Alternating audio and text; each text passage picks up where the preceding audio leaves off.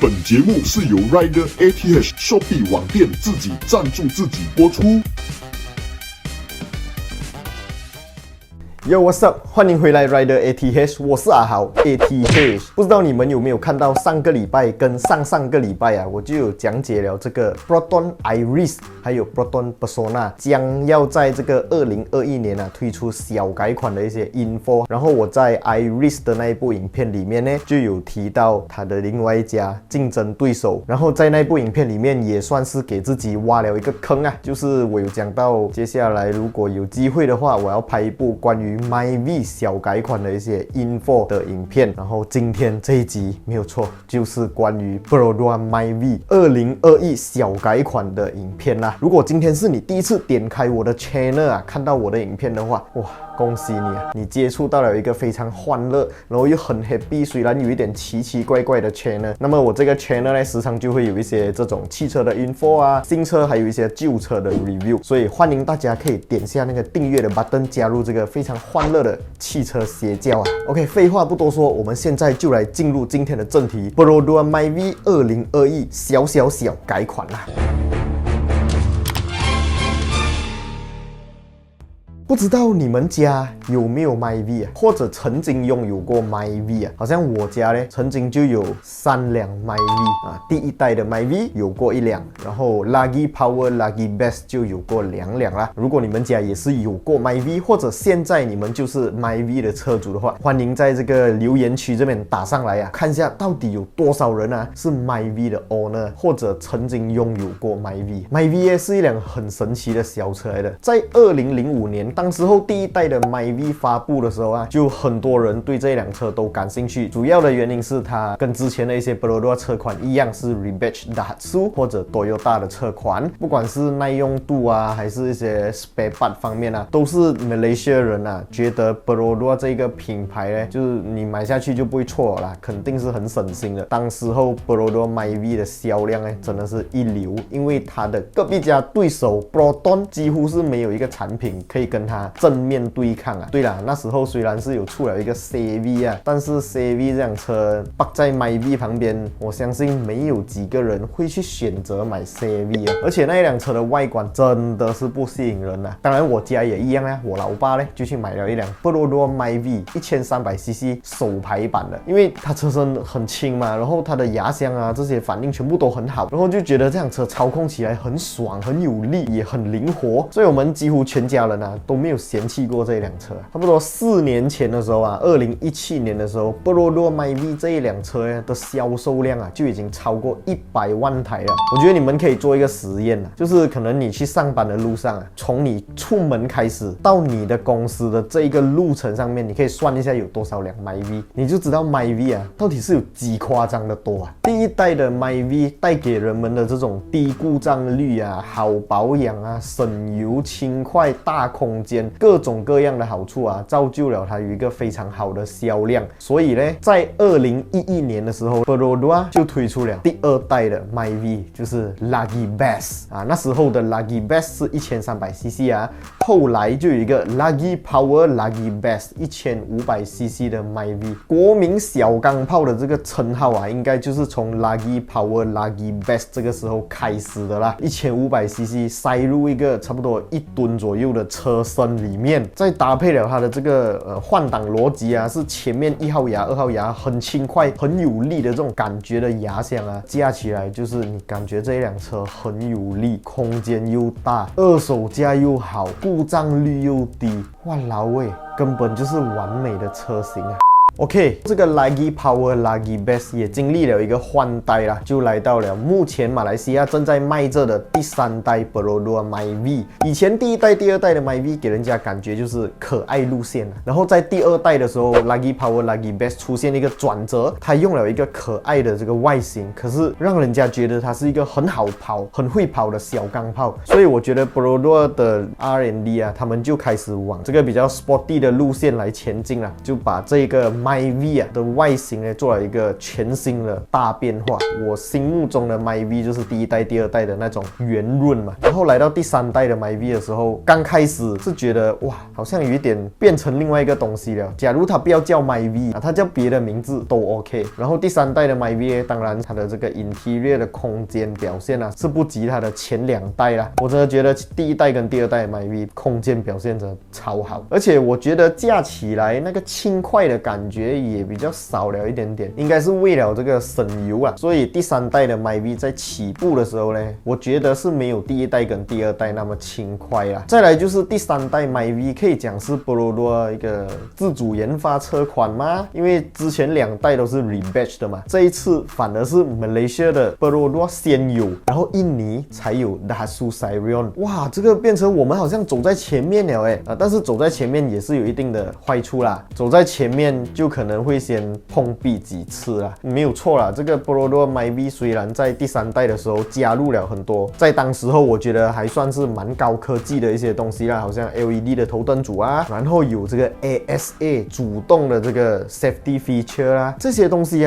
都是在当时候一个很好的表现。因为如果他没有开始这样子做的话，可能其他对手就会没有那么快的跟进自己的产品的脚步，这一点真的是要给 Perodua 一个 good job。然后这个 MyV 第三代呢，当然也被发现了一些问题啦。相信在网络上面一些论坛还是一些 Perodua 的 group 都可以看到 MyV 有这个 fuel pump 问题啦。然后在车的这个后半部不知道是它的 drum brake 还是什么会有异响啦。然后再来就是这一辆车的 dashboard design 有一个很好看的镀铬饰条，一个 chrome 边 ，OK， 那个 chrome 边呢就真的是非常让人难受尤其是当我第一次接触那一辆车，在试驾那一辆车的时候，正好是中午的时候啦，就被太阳闪到我的眼睛，非常的辛苦所以我就为那个 chrome 的饰条命名为闪瞎你3000当然这个闪瞎你3000不是只有 MyV 有罢了，这个 Nissan Navara 的这个 gear knob 旁边整圈的那个框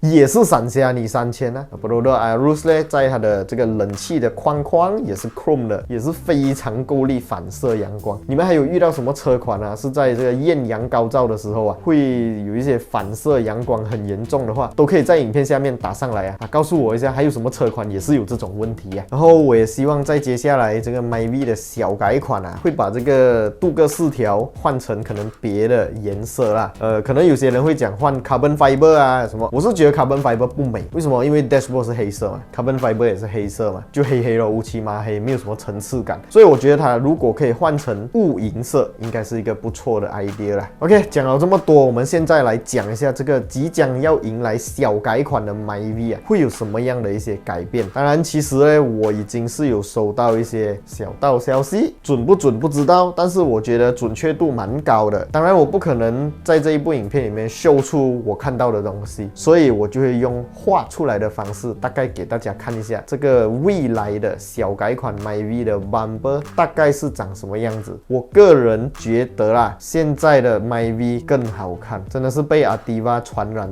我觉得 Ativa bumper 已经很丑了。车灯方面呢，现在的 MyV 的车灯已经是 LED 头灯组了吗？我觉得在小改款的时候呢，会更加 upgrade 一点，变成好像类似 Ativa 的这一种头灯组，就是你在夜间的时候，假如前面没有车，会自动打开这个强光就是高灯如果前面有车来，会自动关闭。这些东西也不难做到的，毕竟 Ativa 已经有了，所以我觉得下放到 MyV 根本不是问题。然后在夜晚开车的时候呢，转弯的时候Ativa 呢就会有这个旁边的照明，就会打开几颗 LED 灯，照明一下旁边你转的方向。然后 MyV 我觉得这一次也会增加这个功能它的对手没有一辆车有这种功能，所以 Ativa 的这个配置下放到 MyV 肯定是一个上策来的。那么我们再来猜测一下这次的 MyV 还会有什么样的改变呢？就是我觉得这一次的 MyV 的 rims 会变大，就好像 Ativa 一样。你看 Ativa 不是很大马力的车来的，可是它的 rim 就那么大，17寸，所以我觉得这一次的 MyV 很有可能会有一个16寸的 sport rim。然后在外观方面，除了这个头灯组，除了这个前面的 bumper， 当然后面的 bumper 也会换掉啦。然后这个后面的 bumper 我也不小心偷瞄到了，尾灯方面呢，照目前的情况来看是没有任何的这个形状上的改变可是尾灯里面的排版有没有改变就不太确定，我们等到时小改款出来的时候啊，就知道答案了啦。Interior 方面呢，以 Perodua 的尿性啊，这个 dashboard 肯定是不会做更换啦。可是这个 Double DIN Player 呢，就有可能会做出一些提升。当然，希望 Perodua 这次会加入 Apple CarPlay 跟 Android Auto 啦。这个我们就只好期待 Perodua 会把 Android Auto 跟 Apple CarPlay 下放到 MyV 上面啦。但是我觉得好像也不太可能啊，因为 Ativa 没有嘛。讲到这个呢，就会有人在想，这一次的这个 Display 会不会显示360度全景环绕？这一点我也是觉得没有的，因为 Ativa 也没有啊，给你一个 Reverse Camera 就已经很爽了啦。毕竟这样小台的车也不需要用到360吧。再来就是主被动安全配备啊，我觉得主被动安全配备这一次也会加入这个 ASA 3.0啊。就是像 Ativa 一样的啦，就是可以做到 ACC 自动跟车。这个 ACC 自动跟车最好是可以做到走停功能啊，就是那种红绿灯啊、塞车都可以 follow 前面的车这样子。这一个就真的是太完美了。这一次的 MyV 会不会用 Ativa 的那一颗 1.0 3缸涡轮增压引擎啊？我个人觉得啦是不会的，因为 Perodua 它应该还是会把 MyV 跟 Ativa 做一个区分。如果 MyV 用上这一颗1.0 3缸涡轮增压引擎的话，一定卖爆啊！虽然已经卖爆了啦，可是会比 Ativa 的销量来得好很多。虽然不管怎样卖都是自家的产品，但是我觉得应该不太可能啊。如果真的是把这颗涡轮增压引擎塞进 MyV 里面的话，我们先不要讲它的输出啊，我们不要讲它的马力、它的扭力，我们先来讲那个开心指数。我的 MyV Turbo 跟我的 MyV NA 是一个很大的差距，所以如果 MyV 小改款放这一颗引擎进去的话，这个销量会突破天际。OK， 如果不会塞这粒 engine 进去，这样会不会放这个 Ativa 的 DCVT 进去这一辆车里面呢？我觉得可能性是非常大的。毕竟这个 4AT 啊，在网络上面啊，已经是蛮多人开始排斥了的一个旧东西。虽然它真的没有不好，但是就是你听到 4AT 就会觉得是一个很老的东西啦。然后当然你跟 DCVT 做比较的话，就会觉得 DCVT 是一个更加先进的产品啦。所以我觉得 Perodua MyV 啊，非常的有可能会下放这里 DCVT 的压箱啊。在我上一次试驾 Perodua Ativa 的时候呢，我觉得它的这个 DCVT 的表现啊，真的是比它的对手的 CVT 来的顺畅，来的舒服啊。虽然这个噪音也是很大声啊，但是顺畅嘛，舒服，快乐指数就高咯。然后我这里自己再脑洞大开一下啦，我觉得也有机会加入这个电子仪表板，毕竟电子仪表板这个东西其实就是一个 screen 罢了，它的造工、它的成本并不会比那种指针式的 meter 来的贵很多，所以在生产过程中换上这个 LCD 的 meter， 我觉得可能性还是蛮高的，毕竟要与时并进嘛。所以如果整理这样下来啦，这一次小改款的 MyV 有一个全新的头灯组，有一个全新的外观，然后有一个全新进阶式的主动安全配备，然后这个 meter 如果是换成 LCD， 然后牙箱换成是 DCVT 的话，这个 MyV 可以继续卖爆